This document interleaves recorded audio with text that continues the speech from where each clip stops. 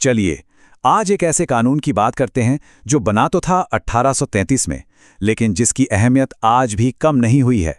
हम समझने जा रहे हैं विल्किंसन के नियमों को, एक ऐसा दस्तावेज जिसने ब्रिटिश भारत के एक बहुत ही दूर दराज इलाके में न्याय का पूरा मतलब ही बदल कर रख दिया था। तो कभी सोचा है कि लगभग 200 साल पहले ब्रिटिश भारत में एक ऐसे इलाके में जहां आज जैसी अदालतें, वकील ये सब नहीं थे, वहां आम लोगों को इंसाफ आखिर मिलता कैसे था? ये अपने आप में एक बहुत बड़ी चुनौती थी। तो आइए आज इसी गुत्थी को सुलझाने की कोशिश करते हैं। ये जो सामने है, ये है विल्किंसन के नियमों का पहला पन्ना। देखिए, ये सिर्फ कुछ कानून नहीं थे, ये अपने आप में एक पूरी तरह से अलग न्याय व्यवस्था थी, जिसे खास तौर पर वहां के स्थानीय लोगों के लिए बनाया गया था। उस समय के जो भारी भरकम उलझे हुए ब्रिटिश कानून थे ना, उनसे बिल्कुल अलग। तो असल में ये विल्किंसन के नियम थे क्या? अगर सीधे साधे शब्दों में कहें तो ये कैप्टन थॉमस विल्किंसन के बनाए 31 सरल नियमों का एक सेट था, और इसका मकसद था कोल्हान के इलाके में एक ऐसी न्याय प्रणाली बनाना जिसे हर कोई, मतलब आम इंसान भी आसानी से समझ सके और इस्तेमाल कर सके। तो आज की हमारी इस पड़ताल में हम ये देखेंगे कि आखिर मुकदमा शुरू कैसे होता था, फिर अदालत के अंदर क्या क्या होता था, जमीन और कर्ज जैसे मामलों से कैसे निपटाया जाता था, और आखिर में ये समझेंगे कि ये नियम इतने जरूरी क्यों थे। तो चलिए अब सीधा मुद्दे पर आते हैं। मान लीजिए साल है 1833 और किसी से कोई शिकायत है, तो न्याय पाने के लिए सबसे पहला कदम क्या होता था? तो देखिए, रूल नंबर 1 कहता था कि अगर मामला 300 रुपए तक का है, और हाँ, उस जमाने में 300 रुपए बहुत बड़ी रकम हुआ करती थी, तो इसके लिए किसी बड़े शहर जाने की जरूरत नहीं थी। सुनवाई वहीं के स्थानीय अधिकारी करते थे, जिन्हें मुंसिफ या उस इलाके के प्रमुख कहा जाता था। एक तरह से इंसाफ लोगों के दरवाजे तक पहुंच गया था। और जो प्रोसेस था ना, वो कमाल का सीधा साधा था।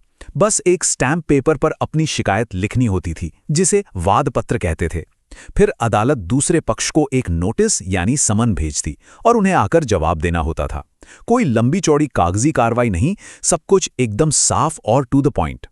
अब इसमें एक और बड़ी दिलचस्प चीज थी। रूल नंबर 3 में एक समय सीमा भी तय की गई थी।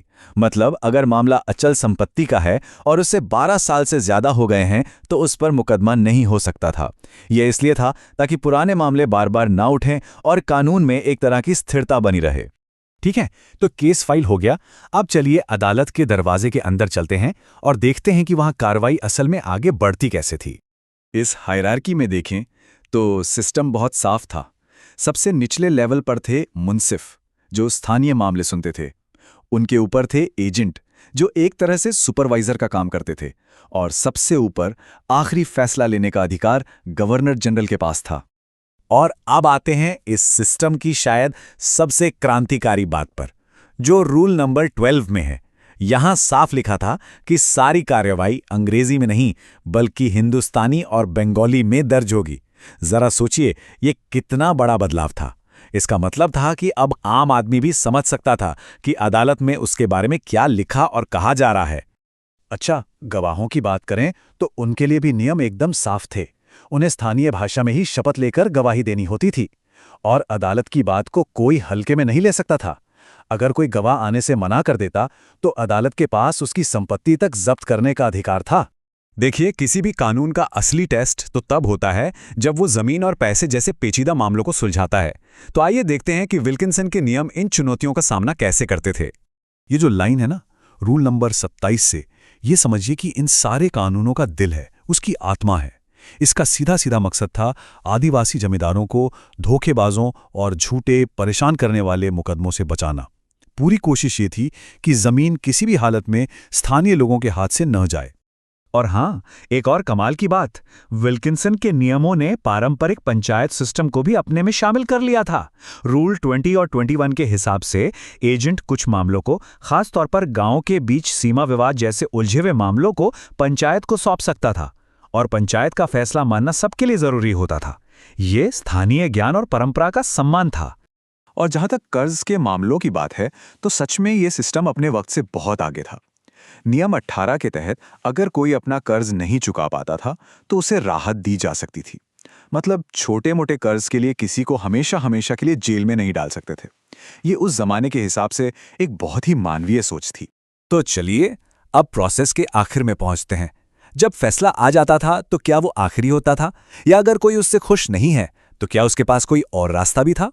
अपील का जो रास्ता था वो भी एकदम साफ सुथरा और कई लेवल्स पर बना हुआ था। रूल 14 और 30 के हिसाब से मुंसिफ के फैसले के खिलाफ सहायक के पास अपील हो सकती थी। सहायक के फैसले के खिलाफ एजेंट के पास, और कुछ बहुत ही बड़े मामलों में एजेंट के फैसले को गवर्नर जनरल इन काउंसिल तक भी भेजा जा सकता था। इससे एक तरह का चेक एंड बैलेंस बना रहता था। तो इन सारे नियमों को समझने के बाद एक बड़ा सवाल खड़ा होता है, आखिर इतिहास में इस दस्तावेज की जगह क्या है, इसकी विरासत क्या है?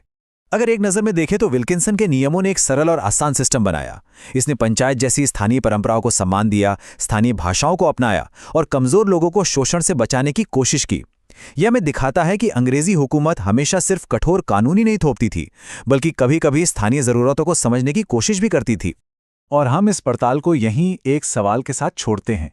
19वीं सदी का ये कानून हमें आज बड़े शाही कानूनों और ज़मीनी स्तर पर मिलने वाले स्थानीय न्याय के बीच संतुलन बनाने के बारे में क्या सिखा सकता है? ये एक ऐसा सवाल है जो आज भी उतना ही अहम है।